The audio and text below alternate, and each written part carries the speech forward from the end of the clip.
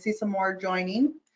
So welcome, hello, and I want to say thank you for joining us today in today's webinar for Future Proof Your Shop with Tech and Financial Clarity. My name is Monique. I'm the marketing manager here at ECI, and I'm very excited to moderate today's webinar. Let me start with a few things on housekeeping, just so you know how things are running here. All of our attendees are muted throughout the webinar, so feel free to talk to your kids. It's your dog bark. We won't hear any of that. You're going to be just fine. So you'll be muted. However, we do welcome your questions and comments, so feel free to use that to submit your questions. You'll see a little chat function, a question function. Throw your questions out there throughout the presentation. We're going to try and address all of these towards the end, but feel free, if a question pops up, throw it into that question panel so that we can address that at the end. Also, you will get a recording of this webinar after it's done, so you don't need to request it. You don't need to send me an email. I will send those out to you as soon as I get this ready to go. Now I will let the presenters introduce themselves to you today. Thank you so much, Monique. A pleasure to meet everybody today. My name is Tim Watkins. I'm the Vice President of Integrated Solutions here at ECI. I've been in the manufacturing and tech space for about 15, 20 years. Gosh, that makes me feel old.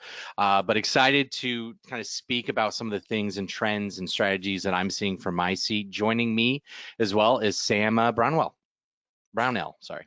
No worries, Tim. Yeah, great to be here. Thanks to ECI for having us and Monique for hosting. Tim, this is going to be great. I'm looking forward to it. My name is Sam Brownell. I am the founder and CEO of Stratus Business Advisors.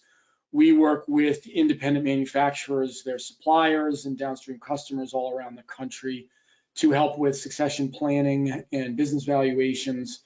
And one of the big keys that we see when we go into businesses and look at what they could do to make their transition easier is this technology piece. So we're excited to be talking about this today, Tim. Excellent. That's definitely going to be one of the talking points that we have today. We've got a few discussion topics, but this is really going to be conversational between Sam and myself. So if you do have questions, please tab it in. We'll do questions at the very end. But we're going to be talking about some of the new things that we're seeing in the manufacturing world and the technology space, some of the realities that companies and organizations are facing, how to bridge some of those gaps that are really starting to appear for organizations when it comes to technology, when it comes to the next generation of who's going to be managing it, and how to kind of evolve and go down that path. Some of the real world impacts that we're seeing, and then what I'm excited about, some of the real-time actionable insights that I'm seeing and Sam's seeing from his desk as well. So we'll kind of get started with some of the new rules of manufacturing. And a lot of times when organizations are coming to me, and Sam, I assume this is going to be similar to you, it's usually they are struggling with understanding why they're profitable or why they're possibly not as profitable as they're expecting or hoping or praying for. Yeah. In a lot of situations. Are you seeing that as well from your seat? Yeah, no, absolutely, Tim. I think that is one of the keys, and we all know that better data makes for better decisions, and better decisions should make for a more profitable business. And so sitting where we're sitting, a lot of times we'll go in and somebody will say, hey, Sam, we want to figure out how we can transition this business. And once we start digging under the hood, we realize that they're running 10, 12,000 transactions a month through QuickBooks, and we have no idea, right? We have no idea if this data is good or not. So, you know, I'm sure you guys see that all the time too, Tim, but it is something that's still a little bit shocking to see, especially with all the tools that are out there to help. I've worked specifically with $50 million companies that are running their businesses off of Excel spreadsheets and QuickBooks and Right. doing thousands upon thousands of transactions, and really the inability to understand what's going on. Too often the answer to the question is, my bank account was bigger this month than last month. Things must be going well. Yeah. So really, I think the ability to understand what makes you profitable, how you're utilizing and leveraging your assets as well. I think that ties in very well to the second point of those operational inefficiencies. So many organizations are looking at expansion as the answer to increasing their throughput when they should be looking at as an efficiencies rate.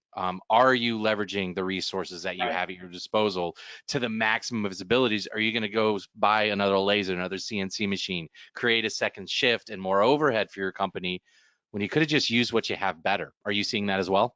Yeah, and I think that's a really good point, because all of this from where we sit, all of this drives down to that ultimate profitability, which ultimately drives value. And the more predictable you can make your profits, the more valuable you're going to be, and the more marketable, quite honestly, you're going to be.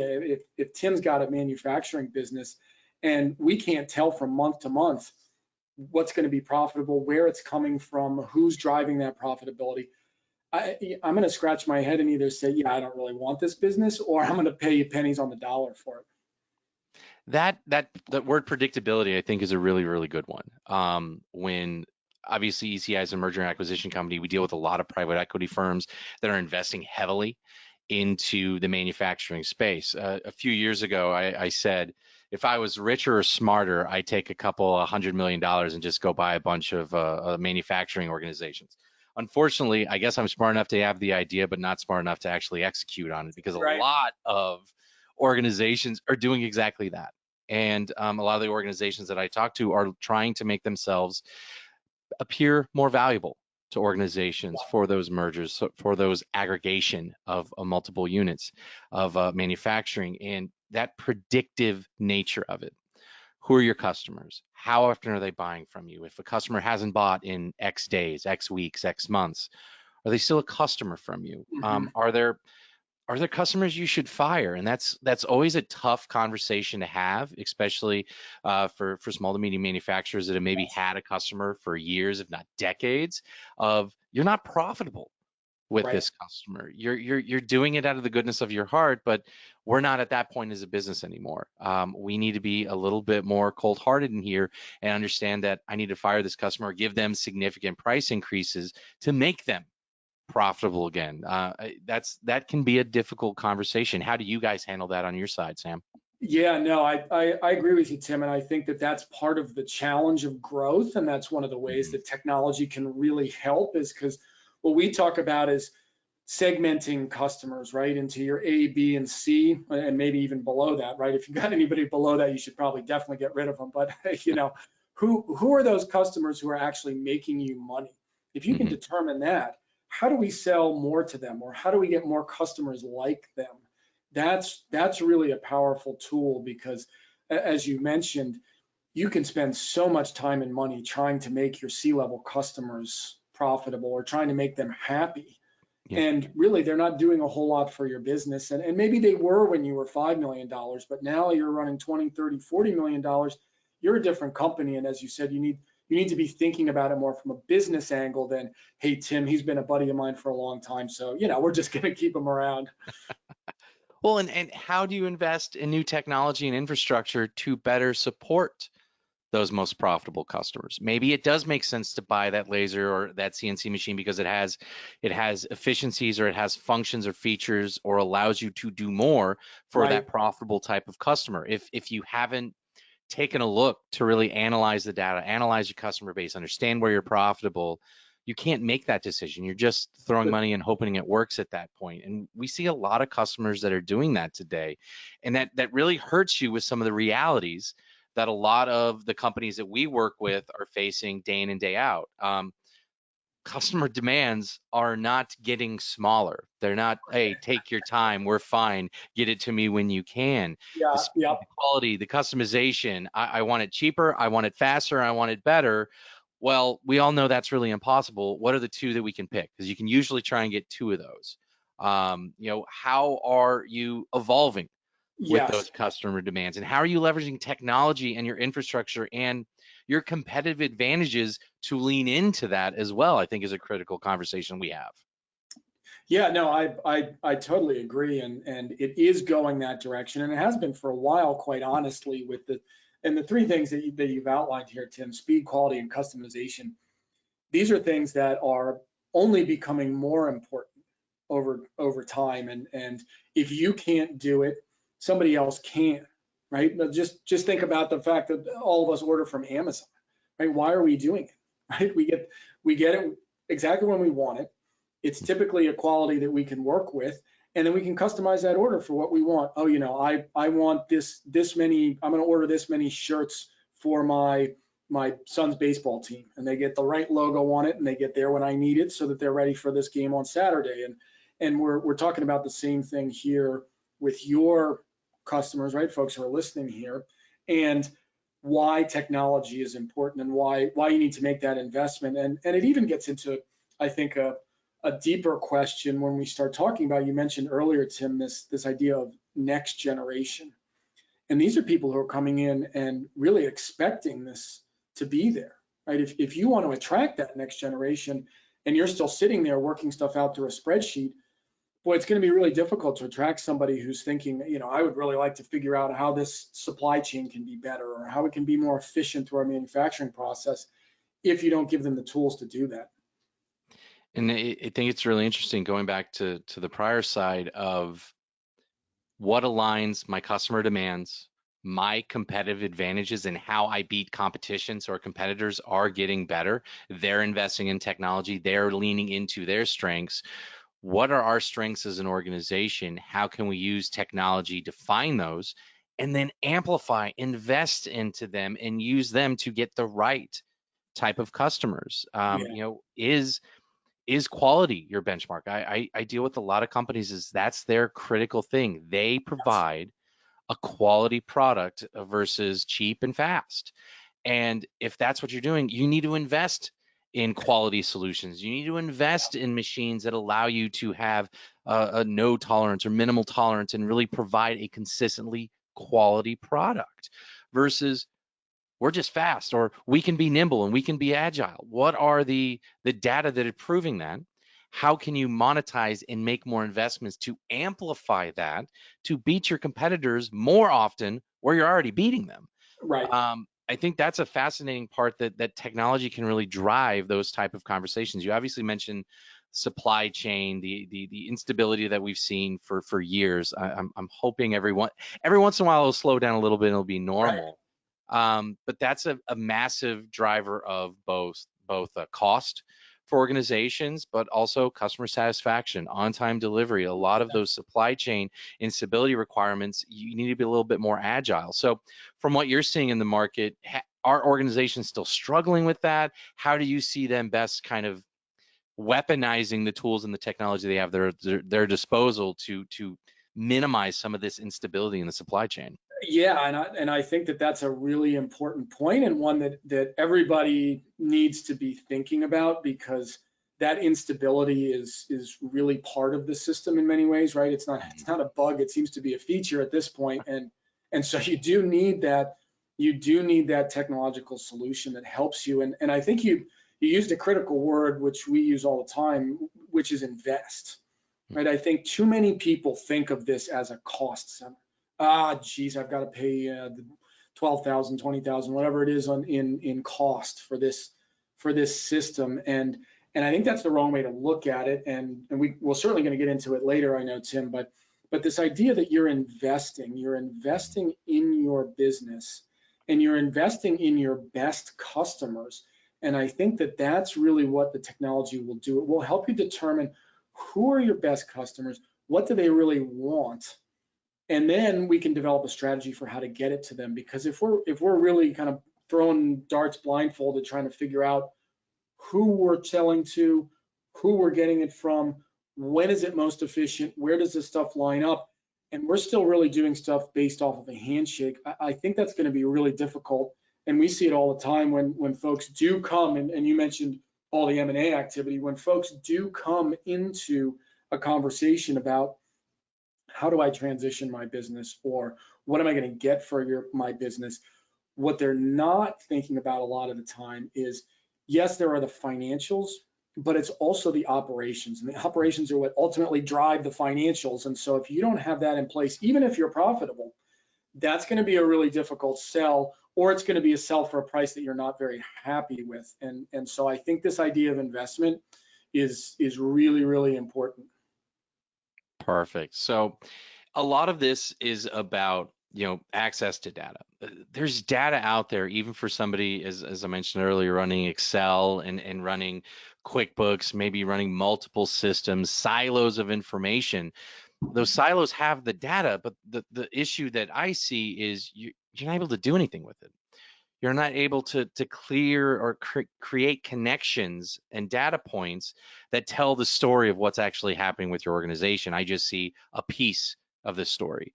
Mhm. It's seeing a snapshot of a movie. Right. Can I tell? Can I tell that that's a Superman movie by just a picture of a girl screaming for help? I don't know. Maybe, maybe not. So breaking down those silos, overcoming the disconnected systems, and one way, and I say this a lot in a lot of the webinars that I lead, is not every organization might be ready for an ERP. I think there's a pivot Right. point where an organization has to come to the facts of there's an easier way of doing this in maybe their minds of I hire more people, I do more data entry, and I have more meetings. Because an ERP really provides you an input of data, visibility into that, and clears better communication. Right. Hiring more people and have more meeting and enter more data is a way to do that without an ERP, but eventually the manual processes, the delay of data, the lack of real-time actionable insights cause that pivot point to move of I don't want to hire 5 more people and put another meeting. Everybody's favorite on their calendar. I Yeah. want to get an ERP. Yeah. No, I agree, Tim, and I think that the other piece in this, especially when you look at manual processes and delays, is when we go in and we start digging under the hood, right? Because one of our jobs when we come in and we do any type of succession planning work is to act like a prospective buyer. And you probably wouldn't be surprised if people have more manual processes or there's no integration mistakes. And it could just be a data entry mistake, or it could be that somebody didn't make an update. So we're still looking at data that's 2 months old. And that's a problem, right? Those are things that get red flagged if you're looking at a process of how do I get the most money from this business and how do I make that transition as easy as possible. If you're still running into issues with data inconsistency, or we don't know what the front and back office, how they're integrating, what are they talking to each other, are they even looking at the same thing, that can be a big problem. And it leads to that third bullet point down there, which is actionable insights. We have to be able to make decisions going forward based on what we're seeing. And if our data is months lagged or we're not sure how accurate it is, it's really difficult to make good decisions. And a lot of those conversations happen, especially for that. I hear it way too often is I don't trust the data. I don't trust this report. And that doesn't have to be just manual processes or small QuickBooks Financial. That can No. be legacy ERPs as well. Mm-hmm. I deal with companies that are 20, 30, 40 years into an ERP. They haven't updated it or upgraded it and gone to a latest version in a decade or two. They're working on a server that is making way too many noise to be able to trust your data, but still, they've got finance people, purchasing people that run this report. They're like, I don't trust it. I have to now do a lot of manual work to Right. figure this story out, usually in an Excel spreadsheet, usually with more meetings, usually with more data accuracy and data manually entered, versus just trusting the data in the report that is trying to provide you that answer.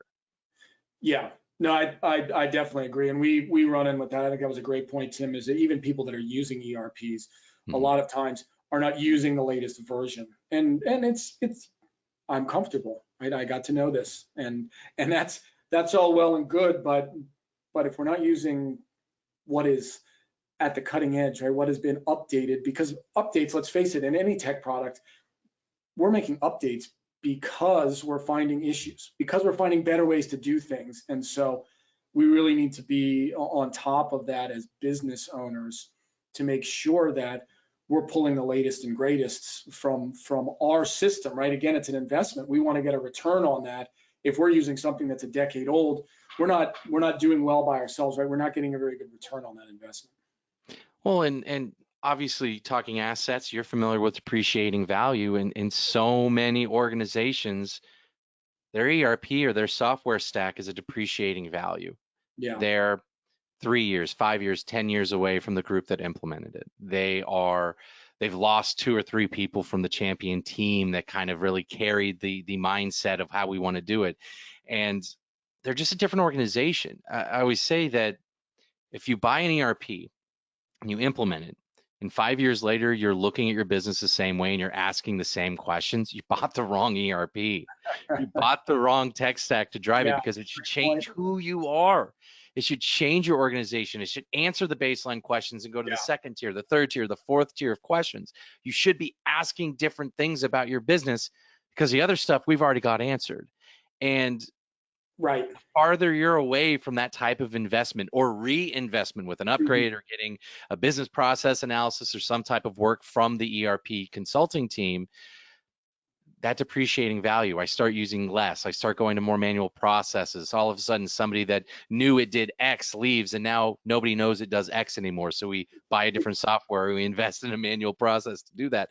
So the value of that ERP depreciates, it loses its value. And this is where key technologies and the investment in understanding what's the latest, what's the greatest, what's new, and a unified system really traditionally looks like an ERP. An ERP is really the hub and a spoke model with the spokes of MRP, so manufacturing execution systems, material planning, optimizing your machines. Are you using IoT and sensors to be able to drive machine data back, understanding your quality? Mhm. Are you able to use and leverage analytics and business intelligence tools to Yeah, not only get reactive, but get predictive? And yeah, so many companies, gosh, I've been selling with ECI for about 8 years. When I started, I'd say 80 to 90% of our engagements were on premise.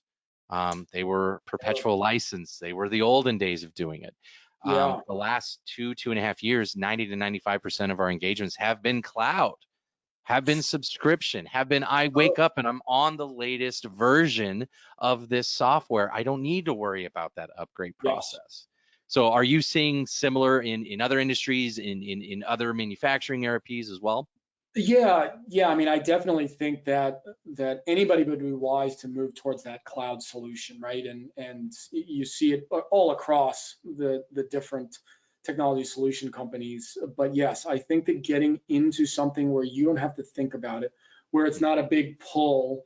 You know, I started my career actually on a trading desk, trading stocks and options in San Francisco, and boy, when we had to make an update to our software, Mike, we were in the office at 4 a.m. testing and retesting and making sure that the patch worked and that we were actually able to get to the market and it didn't send back error codes. And that's kind of what you're talking about, Tim, right? That's that old way of doing things. Whereas That's now, definitely what your early 20-year-old in San Francisco wants to be doing at 4 a.m. in the morning, by the way. yes, exactly. Absolutely.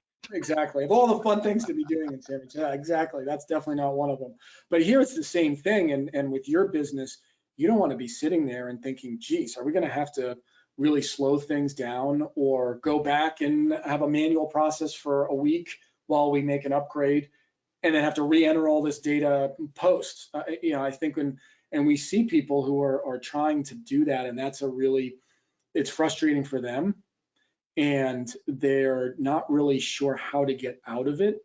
And I think that the solution is staring at them. It's just the ability to communicate it to the right person, and then the right solution to come along and be presented to them in the right way. And I think that that's really what we're seeing, and it's starting to turn a little bit. I mean, there's always resistance, right, to any type of Mhm. change, but I'd say that a lot of the folks that we see and work with in the manufacturing space and beyond, this is starting to dawn, but it's still a process. And if the earlier you get on it, the first mover advantage, right? You're going to be in a good position.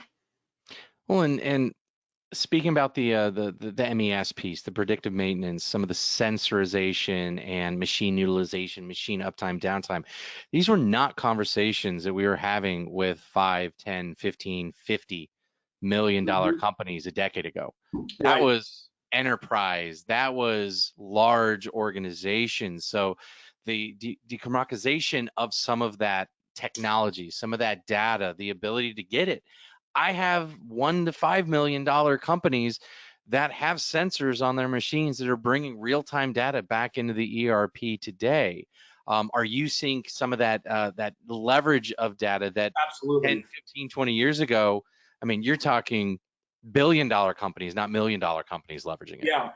No, and that's a huge advantage to these independent, smaller, private family businesses, is that you now have access to things that it was Fortune 500, right? It was these huge companies that had these huge IT budgets that could get into. And I think one of the things I keep thinking about, Tim, as we're talking, is the nice thing about your machinery is that it will give you data that you can objectively look at, right? It's not like talking to a human where, oh, geez, Tim in production over there, did he really mean what he just said? Or is he really going to go on vacation for 2 weeks? And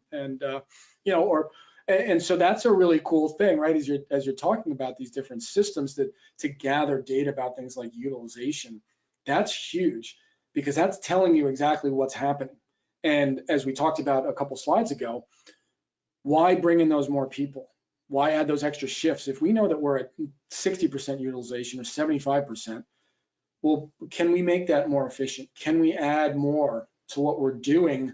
And the only way you know that is if something is telling you in real time. It's hard to make that change if you're trying to figure out, well, it seems like we're doing all right on our production line 2 here, but I'm not really sure. That's a decision of uncertainty, and here with technology, we're adding more certainty to that decision, and I think that's really, really important.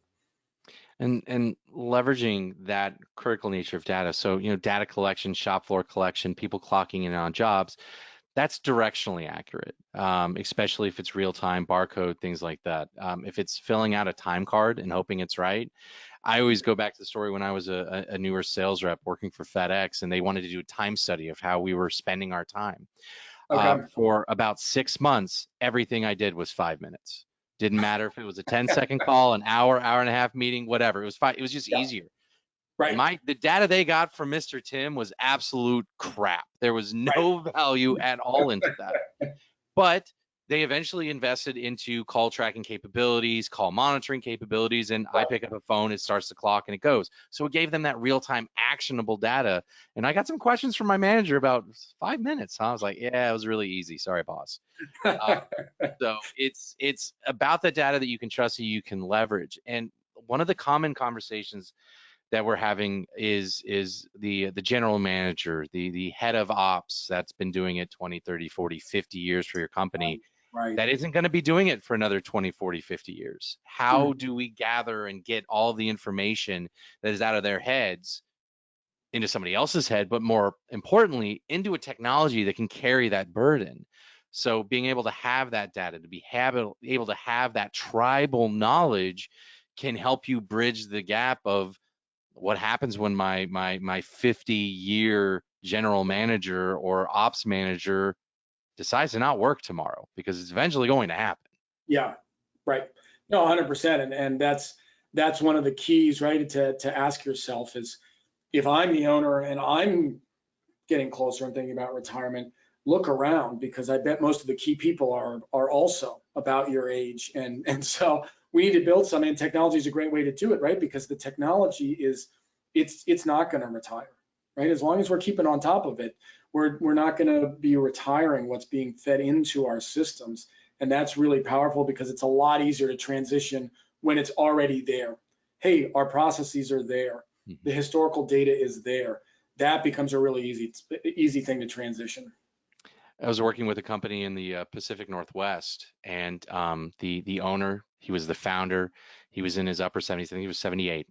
Mm-hmm. And the next generation, actually his grandkids, were going to be taking over the company, and the founder still did every quote Wow. that came through that company, and they made trailers, so configurable, adjustable. If I do X, I can't do Y. If it's this length, we got to do this. So he was doing every quote, Wow. even in his upper 70s, 78. And we were working with him, we're showing the solutions and technology that we had. It's like our job is, we got to get all this stuff out of your head so that the ERP can handle the burden of quoting. Yes. And I said, it's like, look, I want this to be your 80th birthday gift, is everything's out of your head and you don't have to do every quote from now on. Yeah. He's like, sold. That sounds great to me. And we were able to do that. He doesn't have to be at his desk 24/7 reacting to his customer demands. He can actually go spend time with his great grandkids, which is so critical. So how can I get that information out? It was so much information. It was 40 years of knowledge. Exactly. How can we create a process that can take that burden away from him? It's so critical. And this all impacts real world situations, like I just mentioned. How am I going to keep quoting when my grandpa leaves the company? Am I just going to call him? It's like, sorry, grandpa, I know you're teeing off on hole 3, but how do we do this widget and this woozle again and make sure that the pricing is right? That's not going to happen. No. How are companies looking at increasing productivity, doing better inventory management, more accurate quoting in our trailer example, and faster real-time decision making? And one of the things that you mentioned is the next generation has expectations around technology. So how am I going to attract and retain talent? Yes. Do they want to fill out an Excel spreadsheet? Do they want to fill out a manual time card, take it to the HR finance person and have them enter everything? No.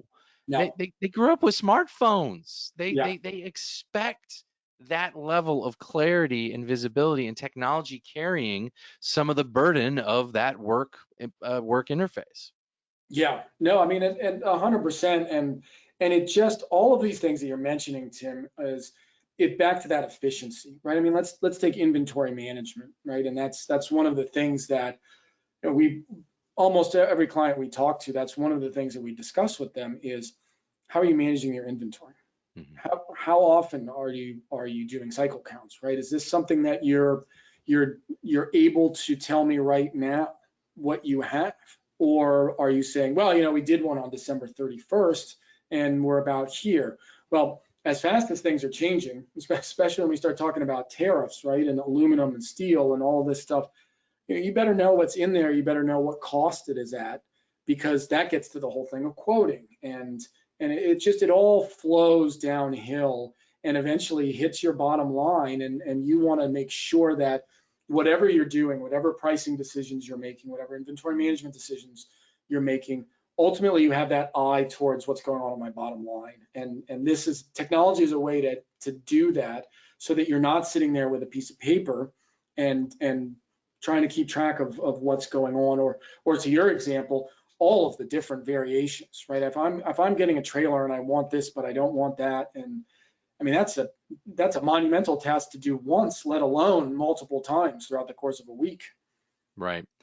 Whenever I'm on a shop floor, and I see, we all have them. Everybody on the call has it, but you got that pallet that's a little dusty. It's been sitting there for a minute. Anytime I see one of those pallets, I ask 2 questions. Can you tell me why that is there? So, i.e., what demand, what thing happened to create you needing to have that on your shop floor? Why did you purchase it? Why did you make it? And then number 2, what did it cost? Yeah. Why is it there and what did it cost? If you ask that about your dirty, dusty inventory and you start answering those questions, then you can start asking those 2 questions about every piece of your inventory. It is such a significant amount of cash and investment that is stuck in inventory that has little to no chance of moving in the next X number of days. Yeah. And the ability to just answer those 2 questions is critical for me. Yeah, it's a great point, and it's something that everybody who's listening can take away. And this is something that you can ask too. If you're the owner, if you're in management and you see something like that, those are 2 very simple questions, and the answers will tell you a lot about not just what's going on, but how do you fix it, right? How do you make it more efficient? How do you make it more profitable? Absolutely. So we've talked a little bit about some of the key topics. I wanted to pass it over to you to kind of bridging the gap from data to dollars. Yeah, thanks, Tim. And I think that this is interesting because there are really 2 pieces here, right? There's the piece of how do we drive more profitability to the bottom line, and that's things like efficiency, right? We're lowering our operating costs. Maybe we can do stuff because we don't need those 10 people in accounting that we needed 10, 15, 20 years ago. But I also think that another part of it too is there was just, as everybody's well aware, I'm sure there was just a big bill passed earlier this month. And one of the things that we would encourage folks to think about here, especially when we're talking about tech and return on investment, is bonus depreciation, right? That's back to allowing 100% right up front. And that includes things like software. And so think about this as you're doing some strategic planning and making decisions about how your company is going to be best positioned, that you can take a nice tax deduction for some of these investments in software. And that stuff can happen on an ongoing basis, right? Tim, I know you talked earlier about not just the investment, but the reinvestment. Right. And so thinking about this down the line is really, really important, because ultimately, as we said before, it all flows down to that last bullet point, which is margins and profitability. And we're all looking at the same thing, and we're all trying to increase those. And in most industries, with any type of tangible product, tangible good, tangible cost of good, we're not running huge margins, right? We're not companies that are doing 20, 30, 40% net margins, right? Those are service businesses, maybe some tech businesses. So we need to figure out ways to squeeze more dollars out of what we're selling, especially when we go into times that are a little bit more volatile. And again, this is that investment in tech, but I think looking at both sides, Tim, right? Both how can we drive more sales and more profitability, but also how can we make this investment work for us from a tax standpoint, I think are really important for folks to consider. So, you know, from your perspective, I'd be interested to hear what you guys are talking about when you go out and you do site visits, when you and also when you talk to new clients, right? People who maybe are unfamiliar with ECI, or who are maybe getting to the point where they're thinking, geez, maybe I really should cut down on my meetings and people and invest in a technology. Yeah, I think one of the things, speaking about taxes and situation, is obviously bringing up Section 179 is a great way to leverage some of those benefits. Obviously critical for capital investment of equipment and machines, but the ability to implement software and some of the consulting and training associated with that is something that we generally lead with.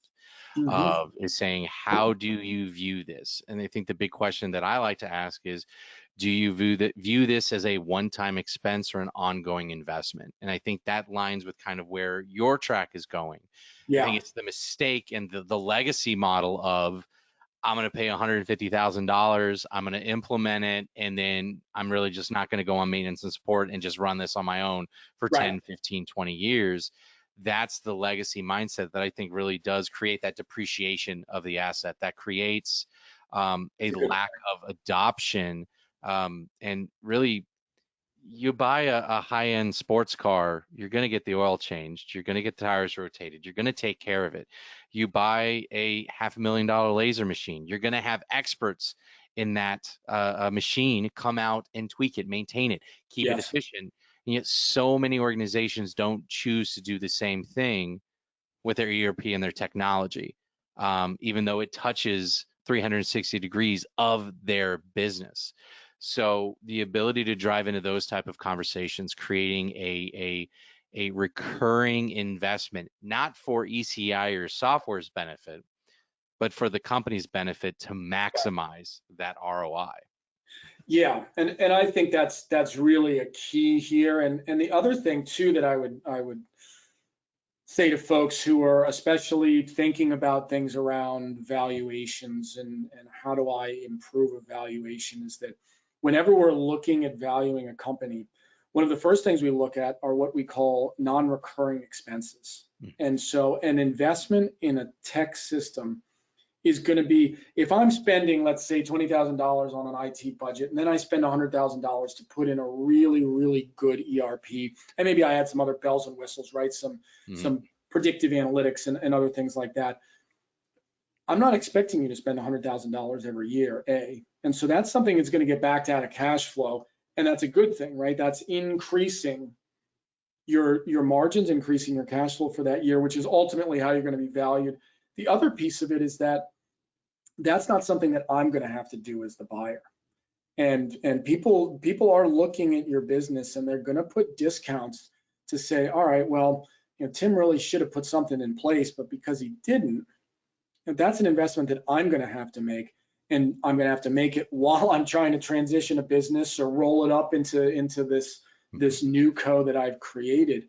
That's time and money that I'm going to have to spend So I'm not paying Tim for something that I'm going to have to do. And I think that that's a really important key as people are thinking about, when do I invest in technology, and is it actually a good use of my money? And the answer is yes to both, but it does come back. That return is a quick one because you're not going to get a knock for that big initial onboarding investment. And I think, as we've talked about, Tim, and I'll be curious to hear your thoughts, this is something you're going to see play out in your financials fairly quickly. Absolutely, absolutely. And I think there's the bounce that you get from just being able to answer some of the specific questions that are kind of driving any tech investment. How we traditionally implement is, what are the 3 to 5 things that are most critical for us to answer as quickly as possible?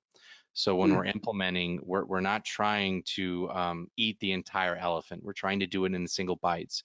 What are the 3 to 5 most important things that can provide you easy, quick wins, that can provide you a return on investment, and start creating that snowball of ROI and improving and the confidence in, hey, it answered these 3 questions. Now I'm going to ask it 3 more. Hey, it helped me improve here. Maybe I'm going to improve over here now. Yeah, no, I think that's an excellent point, and the more you feed into it, the better it's going to get, especially on the predictive side, right? I mean, that's just the way it works. Is it's give it the data, and we'll go from there. So, yeah, no, I think Tim, let's end, and we'll talk a little bit about this. This is another case study. We've talked about a couple other examples, but this is one specifically that we've worked through. Second generation company here, as many folks who are listening may be, right? We're not just first, we may be second, we may be third, we've even got 4th to 5th generation transitions, right? And that's great, and we want to keep those independent businesses independent. So one of the big challenges here with this company was it was an internal transfer, right? They were looking at selling to the next generation, but nobody really had any idea. Inaccurate, incomplete financial data. It was very difficult to get anybody to sign off. And we even went to the accountant and we said, can you tell us whether or not you're comfortable signing off on these statements? And boy, that ruffled some feathers, right? If you want to ruffle an accountant's feathers, ask them if they're confident in the numbers that they've published tax returns, right? But I think that was one of the keys that we really could not get comfortable with what was going on here.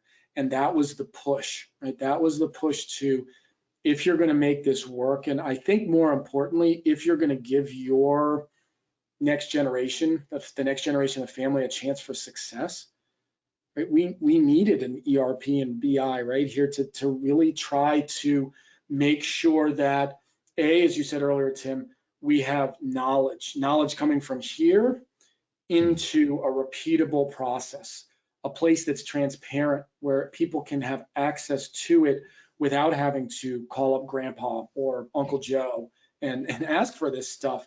And I really think that was one of the keys here that made this successful, is because it did 2 things. Number one, it made it a lot easier to transition that business, right? Because we're all looking at the same data. We're all confident that the data we're looking at is accurate. And what it ultimately did was it provided the selling, right, the outgoing family members with a higher sales price. And that's great. And they were able to pay it out, the incoming generation, because they had a higher cash flow. And so all of this stuff ultimately flows together. And the real key, I think, to this story is that investment in technology ultimately drove more money to the bottom line. And I think that we're all in business to make money. And there's your smoking gun right there. It's driving more money to the bottom line. I think that's the way that we always look at it. And I know that from your perspective, right, is on the technology side, there's a lot more to it, and we respect that, and we know that you need to get involved. But ultimately, I think you all also are looking at the fact that, hey, if we can make these people more profitable, if we can make it more likely that their business succeeds, that's really what we're going for. Right. 100% agreed. And working with companies to make the right decisions at the right time is always one of my 30-point headlines that I always try to drive. And sometimes that isn't buying an ERP at this point. Sometimes it's buying a smaller technology solution that fits a specific niche need. Yeah. If you're struggling with X, why do you need the entire alphabet? So Yeah. understanding that the full technology suite of an ERP might be overkill for the organization at that point. What is the right solution to fit your specific needs? Does it make sense to do a crawl, walk, run with an ERP, implement a couple of key parts and grow into it? Sometimes yes, sometimes no. I just need a quoting and estimating software. Sometimes I need something, a little piece of the puzzle, not the entire 1,000-piece puzzle put together. So we're right around time. Now, obviously, Awesome. we'll pass it over to you for final thoughts. Yeah, no, I think if we were to give everybody out there a thought from our perspective, right, is at some point, as Tim said earlier, you're going to be too old to work, and your succession plan is going to happen whether you like it or not. And we would like for people to think a little bit more about a couple things. Number one is about making sure that their business and their legacy are around. And that really comes back to this technology piece, is use the resources around you. And really, folks like Tim, start that conversation, because I think you made a great point on the last slide, Tim, which is we don't have to jump in the deep end here. Mm-hmm. If a full-blown ERP is not the right solution for you, talk to somebody who's going to be knowledgeable enough to be able to tell you, hey, we should take some baby steps, or maybe you just need something in quoting and estimating, and what should that be? Because that person is working for you, and I think that that's really important for everybody here to think about when they're thinking about investment in technology. Absolutely. Great point. And I think there's short-term gain and long-term gain. I think that would be one of my biggest takeaways is, are there short-term business objectives to get you ready for a sale? Or is the short-term objective selling or passing that off? What Right. does that look like, and what type of technology investment makes sense to answer and maximize the value of that time frame? Because we talk to companies all the time. Sometimes it's a short term, hey, we need something and we need something up and running now because I have a big project. I have an acquisition. I'm expanding to another facility. I'm selling the organization, whatever it is. A lot of organizations more long term. Hey, I'm asking, what do you want the next 3 to 5 years to look like? Where do you want to be in 10 years outside of a beach sipping a Mai Tai? What does that look like for you guys? So think about what are the short-term objectives and long-term objectives, and how technology could fit into both of those type of timeframes. Great point. Okay, I think we are with Monique now. Monique, do we have any questions? And I can. Yeah, you guys got some people really thinking about their business. So the first one I thought was really a fairly solid one. I've been considering getting a third-party valuation of my company, but my data isn't super reliable. How will this affect the value of my business and the impact of people wanting to purchase? Yeah, that's an excellent point, and getting a good third-party valuation is a good place to start, primarily because if it's done well, it's going to pull out a lot of issues. And in this case, it sounds like there are issues, right, with the ability of converting what we're doing into reliable data. And it's better that your third-party valuation firm finds out that you need some, let's just say, improvements in your collection and reporting than that a prospective buyer finds that out, because those are the things that make people walk away from the table or say, hey, this looks like it could be a $5 million business, but given the mess here and the cleanup I'm going to have to do, I'm only paying $2 million for it, and I'm going to try to get it on the cheap, and that's going to increase my ultimate return on investment when I sell the business. So do reach out to somebody, but at the same time, know that probably what's going to come back is a laundry list of items to attack, one of them being a good technology solution to help make sure your data is accurate.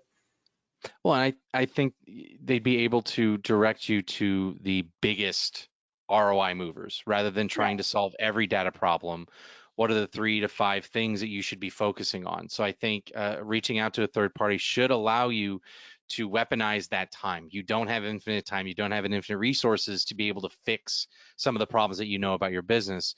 So maybe asking for help around what are the few things that I should make as a priority rather than just trying to mop up the ocean, if you will. Yeah, the laundry list never works well. That's a solid response. I'm a little bit working off that same thing as how can I even measure if this is working? Are there any metrics I should track to prove it's making a financial difference and not just, oh, this is good, and not just a data difference? Go ahead, Tim. I'll let you start. So how I would be looking at things are a couple of operational flows. I think inventory, making sure that your inventory levels are moving in the direction that you want them to move, either from an inventory valuation, cycle times and things like that. Do you want to churn more inventory quicker?